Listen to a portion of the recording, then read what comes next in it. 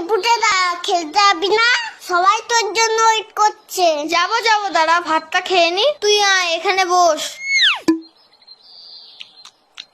এই পুটেদা তুই এত ভাত খাচ্ছিস? আরে না মা বেশি দিয়ে ফেলেছে। ও মা, ভাত তুলে নাও তো, এত ভাত খাবো না। যা খাবি না পাতে রেখে দে। হ্যাঁ রে বাবান, তোদের বাড়িতে আজকে কি রান্না হয়েছে রে? মাংস মাংস।